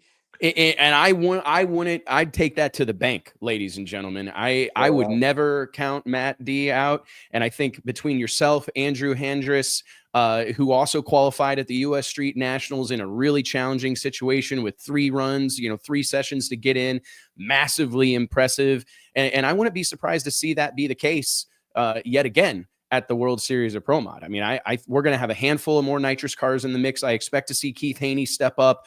Tommy Franklin will be in the mix at World Series. Amber Franklin will be back for her second go round in Pro Mod competition. Which she did great, by the way. She did. Don't you agree that she did a fantastic job? I mean, I think that absolutely. Yeah, she's going to be trouble. She'll be trouble in the very near future. And she, Todd Totoro called me last week and he said, you know what Amber did is she drove smart. Mhm. She was smart, and that early in her career, that's saying something, right? Absolutely. To drive with that kind of experience. I'm going to add her name. This is like the first race she was in competition, as far as I know. So that's that's no easy feat. Joey Martin's in the by racing comments, longtime friend of the show, longtime friend of ours here at Drag Illustrated, and a superstar driver in his own right. Take weight off the nitrous cars. The problem is we've got them light as they really race anywhere in the country, that's the other problem, and most of these guys can't get any lighter. That's the problem. I'm already right now. I'm like 24 even, like with minimal weight in there. You know what I'm saying? So even if you were allowing for me to go 23.75, I could, maybe lose 10 pounds for myself. I was going to say, and how do you maybe feel about figure Ozempic? out something else. Big to make Ozempic titanium in the sponsorship car. all over the cars. Yeah, all Ozempic. nitrous cars are Right. sponsored by Ozempic. All of them. That's funny. You maybe need to send a proposal to Ozempic on that deal, man. But Yeah, no doubt. that is the issue, is we can't really get the cars consistently much lighter. And it's like a lot of these guys are like full grown men, that are 200+ pound drivers. And, unless we want to get to a point where we've got jockeys in the car, Billy J. Right. Terry's in the comments saying Keith Haney is built for nitrous, but there's some truth to that. I mean, there's some truth to that. I mean, you about have to be, jockey size to really make the pro nitrous or the nitrous combination. No, I think we're about the same. I might be, 4 or 6 inches taller than you, Matt. I'm 6'2". I don't think so, Wes. 6'2". Oh, yeah. And Ryan Hayward's in the comments saying Doug Reister is light. But that's the problem, is you get some of these like real outlaw cars, you know what I mean, that are outlaw by definition and extremely lightweight. And I'm not saying it's an impossibility, but you're also asking guys, because we saw ADRL Pro Nitrous go through this. I don't know if you remember like those days, Matt, when everybody was building these super lightweight cars, titanium, everything. But then we got to the point where the cars weren't lasting but a year. Right. You mean they'd shake the shit out of them? They'd need to be worked on. They'd need new bodies on them. Doug's car is older than I am. Yeah, I watched for sure. it race Kennedale when I was your height. 100%, man. I mean, and it's like I said, I'm not saying it's impossible, but it really is. You start towing the line of like making these cars that, I mean, I don't know, could that car be raced 10, 12 times a year, like hardcore at a high? I don't know. You know what I mean? Without, the fact of the matter is too, Doug's a fabricator as well. So he can go work on the car himself. He built it himself. That's a Tim McCamus kit car that he built 20 years ago or 30 years ago at this point. So it's kind of crazy, man, but I think it's important, man. And I want to keep the cars safe, as this is a dangerous deal inherently, but we do have to keep it safe, in my opinion. Someone was talking in the comments here about, can we do a shit talking during the tech line and do videos of everybody? That'd be kind of fun. Good idea. That would be kind of fun. No I want to do problem. weigh-ins. No problem. Matty D says, no problem, guys. We can talk all the shit you want. There's no doubt about it. Shit. Talk it all, baby. I want all the smoke. Now, it was, what do you make of the dynamic that's playing out? You mentioned, I say it all the time, lightning in a bottle, but what's it like being up in those chip draws? Like, I just want to hear it from someone else. Dude. I find myself like, it's a dream to see all these different people 100% at one place at one time. What do you make of it? Oh my man? God. I get super hyped up when I like go to the trip draw. Even last time when I got there, I was like, Everybody's going nuts. Yeah, I you mean, were, man. I'm telling you, I have a great time. And then to draw Erica was, pretty intense.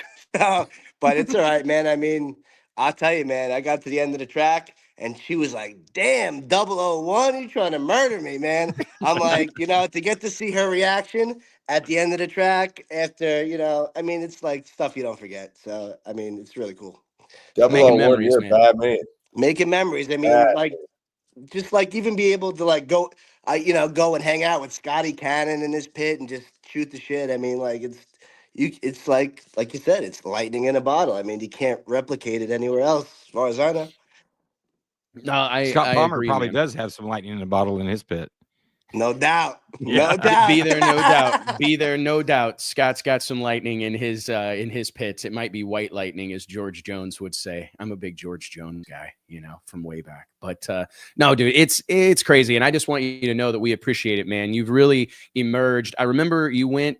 Did you go to the final, or did you win at PDRA Virginia, or not Virginia, Maple Grove? No, Maryland International Raceway. You did a top end interview with Courtney Enders on Flow Racing, and you were losing your shit, like going nuts or it whatever. might have been when I beat Travis first That- round. Yes.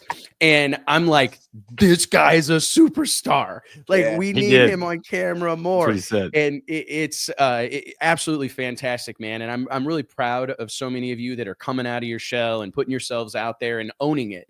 I had this powwow with everybody at the World Series of Pro Mod in 2024, but I need you guys to recognize you're the baddest sons of bitches walking. And we need to act like it. We need to walk with our chest puffed out. Not very many people can do what you guys do. And I'm so proud of you, man. And we're so appreciative of your support and your family's support and coming down and being a part of this craziness, man. It means a lot to us. Absolutely. And your support means a lot to me, buddy. I appreciate it. Oh, you No. too. Gosh. Maddie and I are going to hold hands after this. I don't know. I Maybe. think so. Maybe. No. Yeah. Heart. Oh, no, man. But so who do you want to draw in first round at the World Series of Pro Mod? Is there anybody that you want that you'll take them all? I don't care, bro. But who do you want? Don't care. Bring them all. It don't matter. I mean, to be honest with you, especially as a nitrous car, I mean, give me anybody at this point. You know what I'm saying? You're already made it in the field. And like, everybody is top notch. So at this point, Yeah. I don't care because I'll go 00 on your ass. I love it. And you have to, man. And you know what? Johnny's going to throw some more steam in that bitch and we're going to go, bro. We're going to go. We're going to whoop that ass. Going to get a whooping. What is your career best ET in your car? 362. Okay. Which I'm hoping to make a 61 in a couple of weeks. Or a 60 would be nice. I think it's there for you guys. I really do. I know the car could definitely go 6-0 or 6-1. And I'm just like, if I could hit that 59, that's it. I'll retire after that. So Don't do that shit. Don't We lie. can't have you retire. Don't Man. lie. We can't have you Nah, that would be the last thing I would do after I went 59. No, you got it. We need you to come back for more. Well, hey, Look, Maddie, I invited Oh, someone shit. else to the party here. Who's here? Oh, wait, he deleted himself. JT. Oh, Ryan Hayward. What's going on, Ryan, with an I? Yeah, how's it going?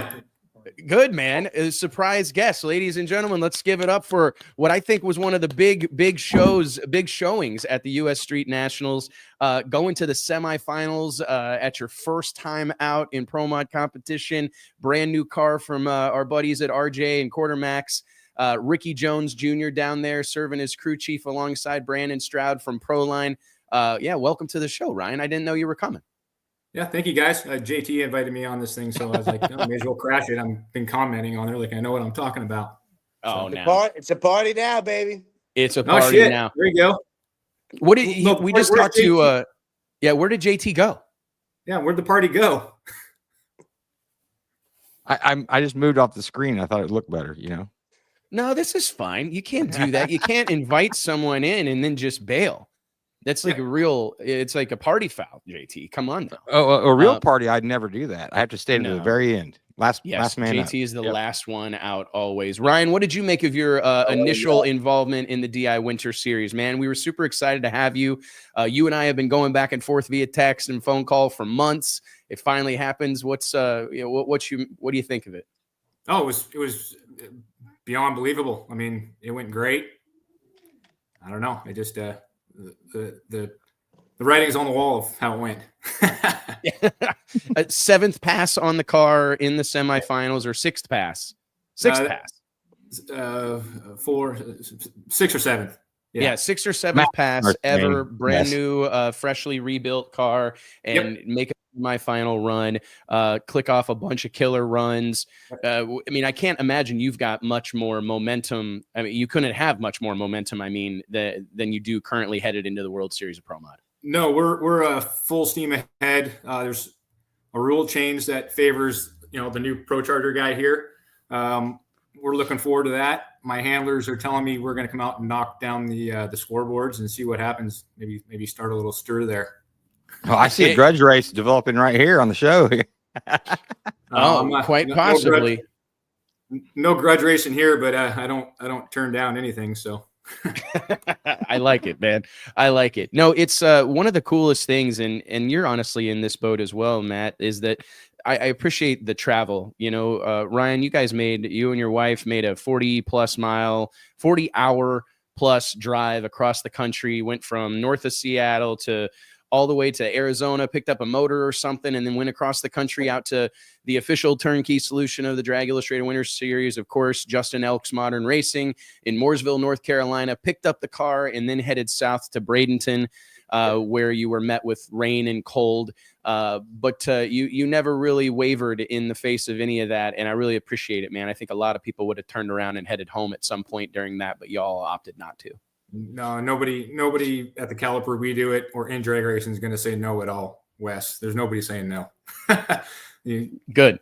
We got clear weather the whole way, but I had snow chains, extra bumpers, extra wheels and tires, jacks for if I had to change, on the hauler or the trailer. There was nothing that was going to stop me from getting there. So well, and you guys showed up and showed out in a big way, man. It was like for anybody who didn't know who Ryan Hayward was before the U.S. Street Nationals, they do now. I didn't. They I drank now. beer with him one day, and then I was like, "Hey, we're like brothers." I think. Now we're exchanging Christmas card, information here. These two were literally in our motorhome, like sampling one another's beers. Seriously, JT's going, "Hey, you got to try this new Real American beer. It's Hulk Hogan's beer. You got to try it." And Ryan's like, "Okay, I'll try it. Hold on. I'm going to go to my trailer and get one of our beers from Washington and bring it back." And I'm like, "Oh my goodness, we're going to have to start a beer And club." then the Real American beer guy showed up to our toter home or RV, and we threw a beer box on my head as a hat and went out and met him. And I don't think they knew what the hell to think. You got a No, beer but guy? it seemed to work. Oh yeah, we got a beer guy now, bro. So we signed a partnership with Real American Beer, which is Hulk Hogan's beer brand, just a couple of weeks ago, and I'm working really hard to get the Hulkster to be the Grand Marshal at the World Series of Pro Mod. I want him to throw the switch for the first pair in E1 on Saturday, and if we can get that pulled off, dude. If we can get that pulled off, I will be so excited. You know what I mean? Because we need more showmanship, man. We need more of those things, and it'll take this deal. It'll keep this thing moving in the right direction. And we're blessed. I really think we're going to have right around 70 cars, a couple of guys that haven't been able to make it to the first few races. We may lose one or two. There's a handful. The competition is so significant. Actually, I don't know we're going to lose any. I retract that. I think we're going to gain. We talked about having maybe Jimmy Dale and the Hulkster having an exhibition match Thursday night. I was going to say, right? hey, I want to put Clay in your car and everything, Wes. That's a cool idea, but let's put Hulk Hogan in it. Hulk Hogan. I'm fairly certain Hogan couldn't get in it. I don't know that Hogan. I mean, he looks pretty limber, in pretty good shape for his age. I can find a car for Hogan to drive. I mean, no, Hogan's got some second gen Corvettes kicking around. I'm sure he can fit into that. Yeah, he's got some fast shit, I think. Well, he's got a bunch of street cars. I mean, I know that he posts on Instagram all the time, like whatever latest new hot rod he's bought. And he actually, his F2K, I believe, right? His son, Nick Hogan, is a Supra guy, and Vic Alvarez knows him real well. I'm a soup guy. You're a soup guy. Yeah. Soup line. Guys, I'm getting comments and messages. Hey, speak up, Jimmy. Well, my kid and my old lady are cooking dinner right now. What's for dinner? Oh, there's Modale. Hey. Let's not bark at her. She's obviously hungry. She's been working all day long. So that's why I've kept my mic muted for a minute here. All right, because I'm sitting in the kitchen. But I'm Do you about see, to go check out the Hulkster on Instagram. Yeah, for sure. you have to go check out the Hulkster on Instagram. John Parlowski, our DJ, our audio engineer, is in the comments saying Hogan is 6 foot. He's only a few inches taller than Wes. That's correct. You know, I'm 6'5", you know, so Hogan, you know, we're really close in height. Really? I don't think he's buying it, man. I am. I'm 6'5". It's correct. Huh. No, it's Yeah, TV yeah, adds it just 6 inches. it's an optical illusion. I look so short. It's just weird thing. I've had it my whole life. I just look short. Wears real I'm not flat actually shoes. short. That's Yeah. what it is. Yep, Yep. that's what it is, man. No, seriously, guys, when are you headed to? When are you all going to head south? Ryan, when are you going to start? Well, you left your rig there. Smart move, pro move. So you guys will likely just fly in. Yeah, as long as Cletus didn't get his hands on my shit, I should be good to go. We're flying the Saturday before. Oh, perfect. All Right. right, Maddie, Yeah, when will you Saturday guys make of the the trek? My pop should be rolling in Sunday night, Monday morning, and I'll fly there probably Tuesday morning. Unload that bad boy and start making rips, eh? That's it, man. I think we only need like 1 day of testing. We've been to the last 2 races, so plus we should probably save the motor a little bit, I'm thinking, but maybe not. I don't know. You got to make a deep Just elimination cancel round testing. run. Just cancel testing and just do qualifying. Hey, Right. man, don't tempt me, Ryan. Don't tempt me, brother. We're having those discussions. Who knows what we'll do for 2025-26. We may shake things up a little bit in that regard, but for now, we'll leave things as is. We've always built some testing into the beginning of World Series of Pro Mod, but it used to be a standalone event that happened once a year and kind of kicked off the season for a lot of folks. Now it's a series, and so we can look at it a little differently. So anyways, I'm exploring some of those options. But hey, Matt, Ryan, I appreciate you guys being on here, shooting the shit with us for a little bit. Thank you guys for being a part of this craziness, and I can't wait to see you in a couple of weeks.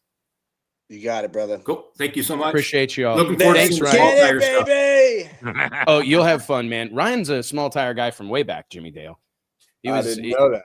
Oh, yeah, that's a 10.5 tire guy. He's a 10.5W guy. What did I tell you last year at World Series of Pro Mod? Oh, I know. Pro 10.5 stole the show. I'm like, bro, 10-5, these guys they're flying through the finish line. They're doing track link long wheelies. Super No, cool. that stole Cool. qualifying. That didn't steal the eliminations, though.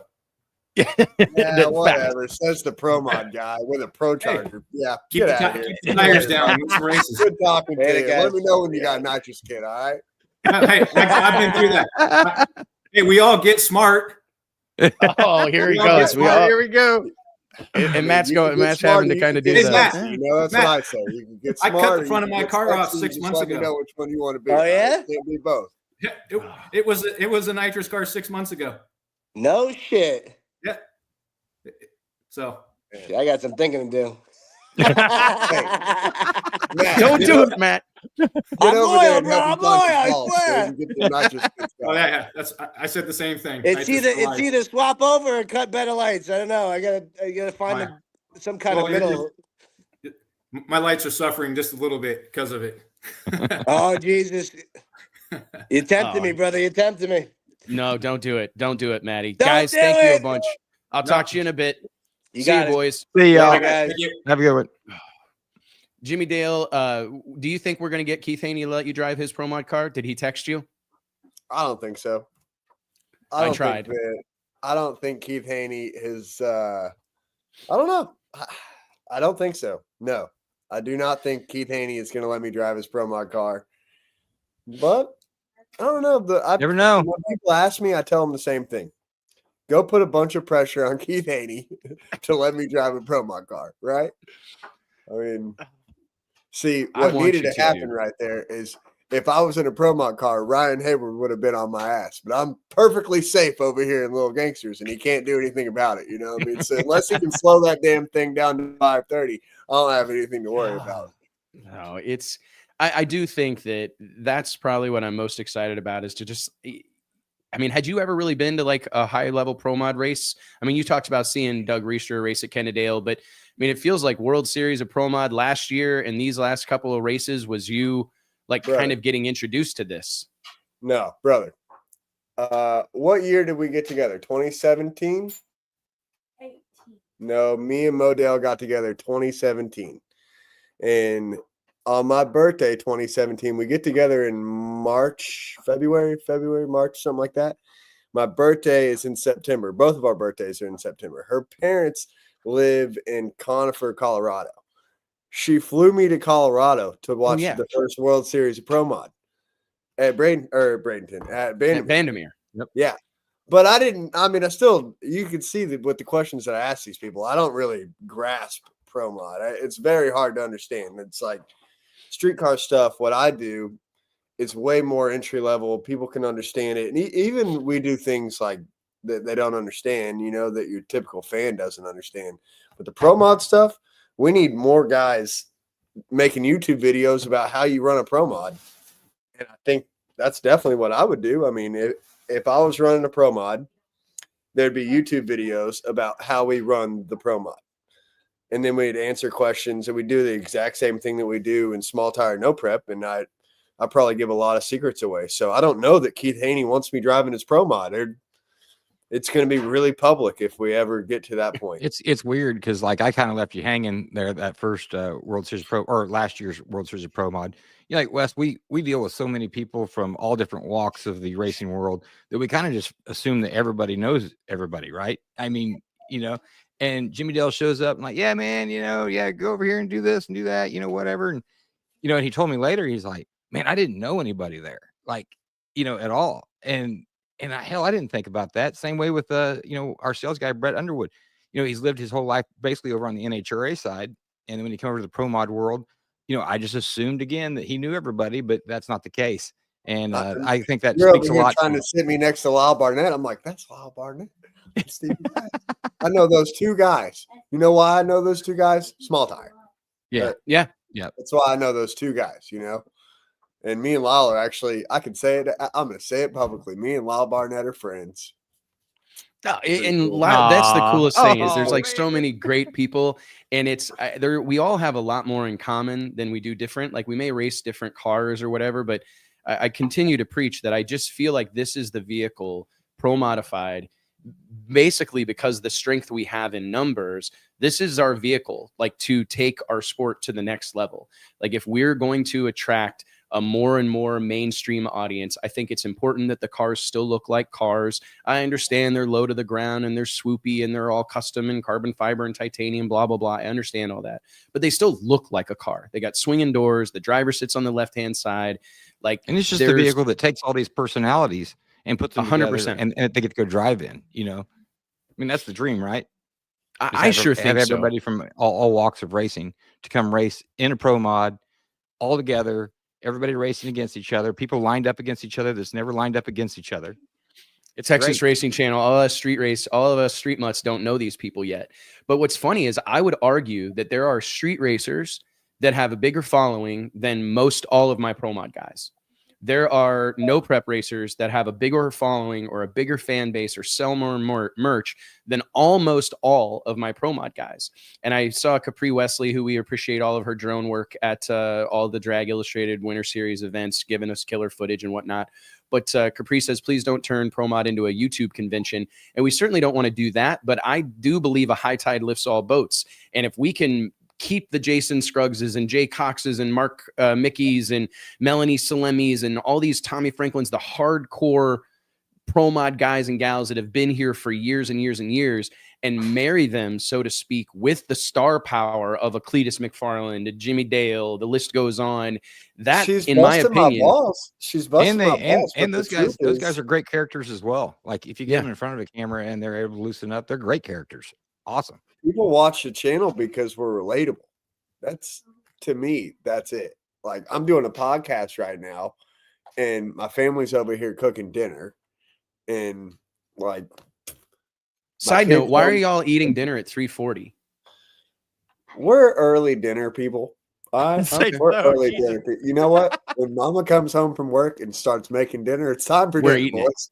No, hey man, I'm here for it. I was just wondering if this was like a, one meal a day type of format or whatever. But no, it's you're right, man. It's relatable, right? I mean, it's a relatable thing, man. To be in those nitrous cars, Wes. Yeah, gotta stay light. Yeah, one meal a day. Light. Yeah, 1 meal a day. 1 meal a day keeps the Pro Charger guys away. The deal with the YouTube thing is like you can make Pro Mod even more exciting to watch if you had someone who was inside Pro Mod explaining the ins and outs of, okay, so look, this guy raced this other guy 3 years ago and they found each other in the finals and he wouldn't give him 2 minutes to do XYZ. So now he's got a grudge with so-and-so. Not saying these exact reasons work out, Jimmy gets out of bed at 1 p.m. Yeah, that's exactly it.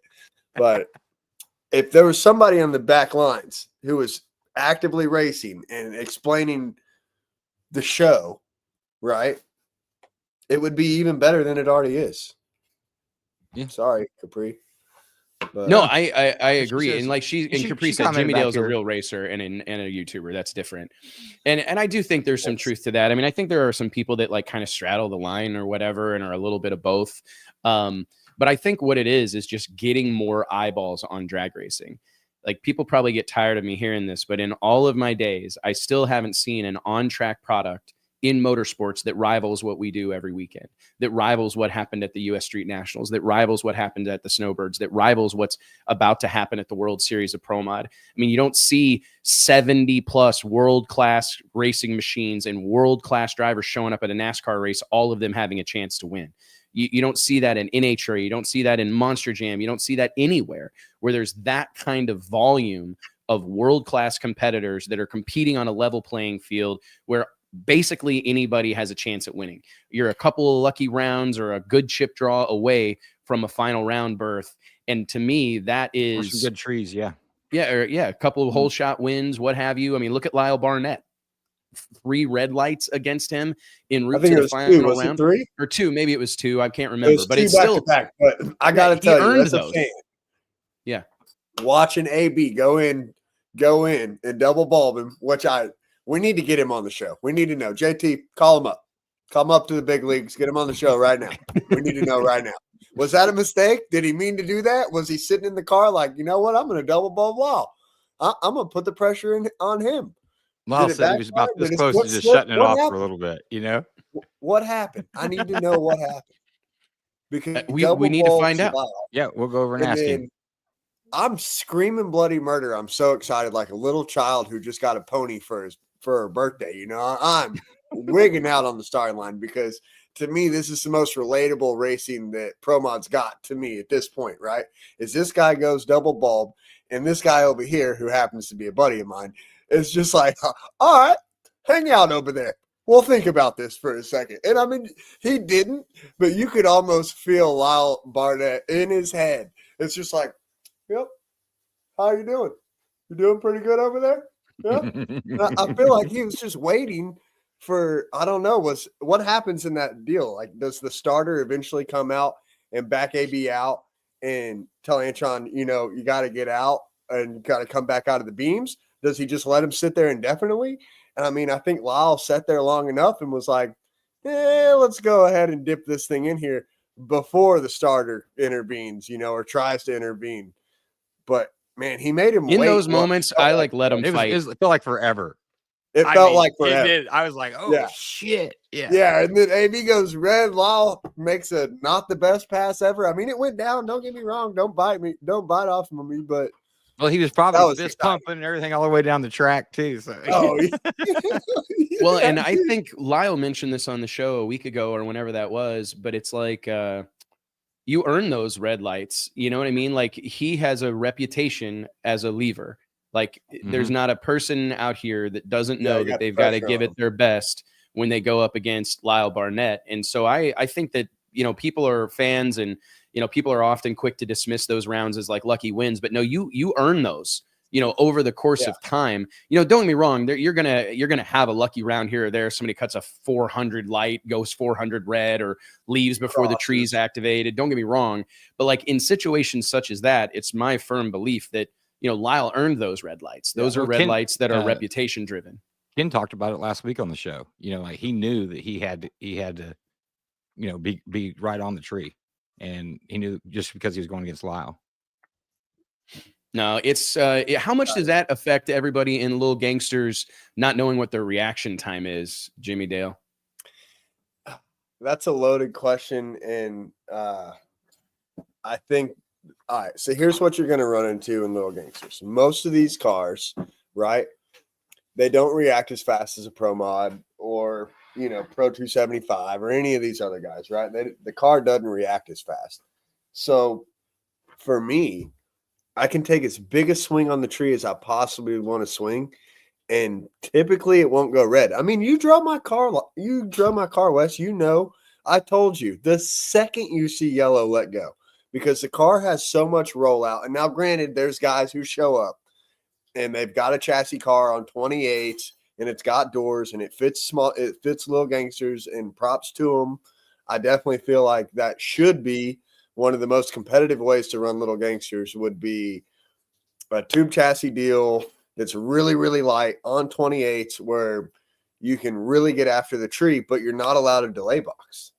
So kind of a double-edged sword there. Like you could get more on top of the tree, but typically I don't know that it makes that much of a difference not being able to see the reaction times.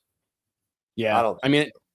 I don't think it matters. I just wondered if you heard about it, because I'm sure some of these guys are like, serious enough racers that they want to know what kind of light they cut. Bill called me this morning and he said, the only problem I have with Lil Gangsters is, what's that, Bill? He said, the no time slip thing. I just don't like it. I was like, you know what? As a racer, I hate it. I hate it as a racer. But as a promoter and someone who loves drag racing, it's the best thing for the class.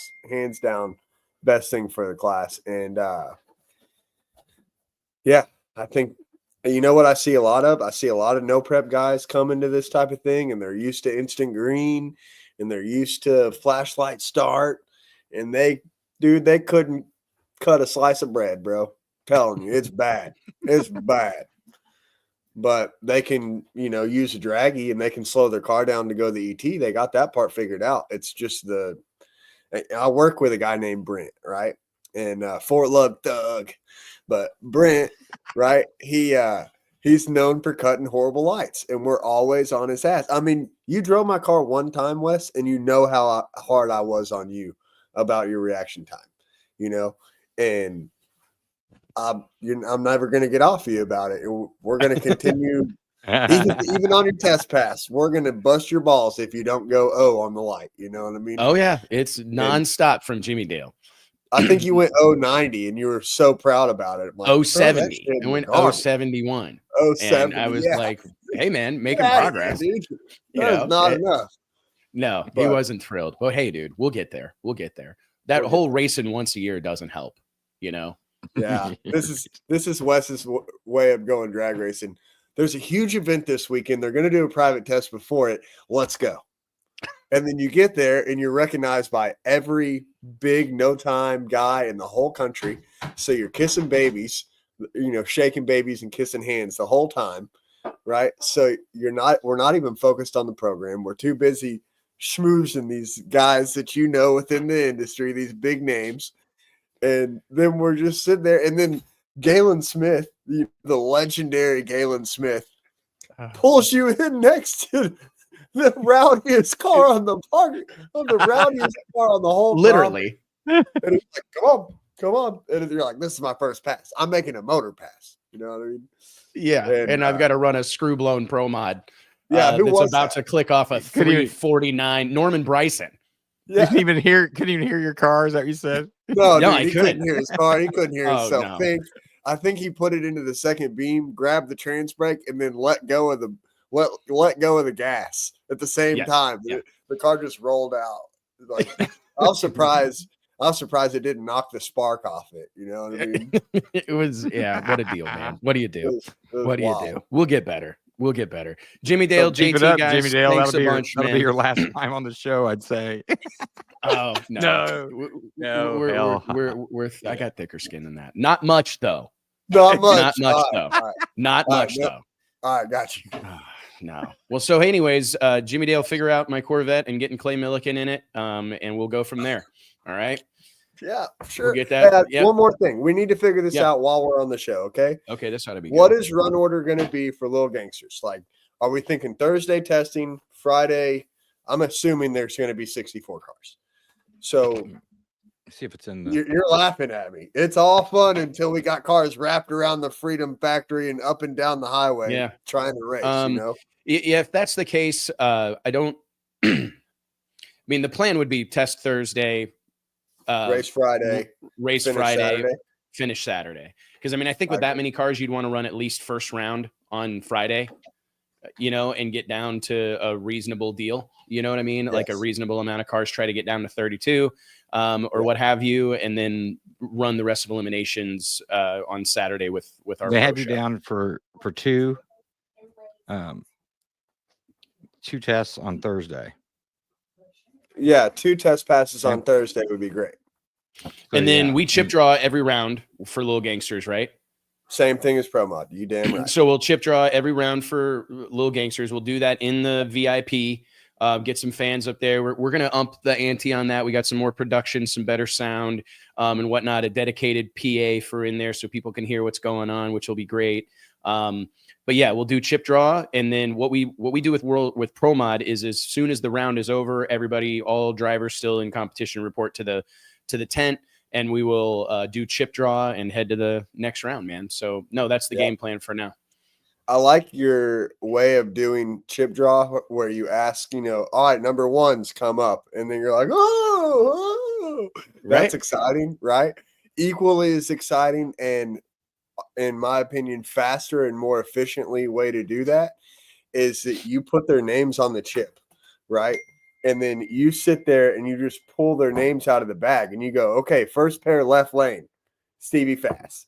Second pair, We love left the reaction though of the Kai Kelly. racers. And then Though. watch We Gavin have Kelly. done that. We've done that. We've done that, yep. We've done that in the past, and the only thing we like is for the for the show, for the flow racing, and for the people watching at home, like to make it more of a production. Because like you said, like in some instances you want to go fast and you want it to happen as fast as possible, but we're trying to have it be like a layer of the show where We like need if a you're bigger watching stage live though. on stream, you want that, and we'll get there. I mean, we wanted that though. Stevie Fast drawing Kai Kelly and the reaction of them walking up there together. I mean, Dude, that was me and Barrett Green were squealing like little girls, but we were all the way back. We couldn't see what was going on. We just saw the commotion of them drawing each other. yeah. We're Tell like, Barrett, move aside. I'm trying to watch this. yeah, I mean, Barrett's really tall, so As Barrett, we go, like my goal would be able to get to a point where we can afford, like, justify buying one of those like rolling aluminum stages that like collapse, or a trailer, where I want to be able to like roll a stage out in the water box, right? And then have everybody walk upstairs on either side, but it just takes time, and we will get Look at there. that Barrett's a big old boy. Oh yeah. What a great guy though. But you know what I'm saying? Like we will continue. That's one thing I say all the time. Like our on-track product is perfect. Like drag racing is badass. It's everything outside those concrete walls that needs to continue to elevate. And that's why you see us having the Jumbotron and having all the big totems and the entry arch and these structures everywhere and signage everywhere. And it's all branded and every barrier, every bicycle rack is covered. Like that is what you would expect at a UFC event. Are they going to be able to watch Lil Gangsters on Flow Racing? Yeah, absolutely. Yeah. The entire race will be on Flow Racing. That's yeah, gonna man. be super cool. So we've had back-to-back. It's gonna flow, brother. It's gonna flow. It's gonna flow, man. And we also thought about. I saw Capri Wesley in here. We're going to do that where we're going to air live what's happening in the tent on the Jumbotron during World Series of Pro Mod. So I think that's going to be cool for the fans to be able to hear. And we're going to the plan is to patch the audio into the track PA so that everybody can hear the announcements, even people sitting in the grandstands. If you wanted to watch the chip draw from the stands. Thursday and qualifying Friday for Pro Mod, and then the show race Saturday. on Saturday. The whole show. The whole show. Yeah, Yeah. I really From the want the race fans. to come to a conclusion with the place packed. Saturday, I Yes. anticipate one of the biggest crowds in the history of Bradenton Yeah. Motorsports Park. I agree. Everything And is then we trending in party. the right direction. But Saturday is going to be an absolute barn burner at Bradenton Motorsports Park, dude. I mean, if everything continues the trajectory we are on, like just got we saw goosebumps. near 150% growth in ticket sales for the US Street Nationals. If we can continue that trend even to a much smaller degree, it's going to be fucking bananas on Saturday at Bradenton. It's going to be bananas, man. No doubt. So, And one last thing, and then I'll get off. yeah, you're here. good. Keith Haney, put Garrett in a pro mod. If you're not going to put me in a pro mod, put Garrett in a pro mod. We're working on that Good too. for us, Trust me. I've got Good my for us, sights Phil. set Let's on figure it Cletus out. McFarland. If we can have Cletus in a pro mod car next season at the Winter Series, I would be very happy.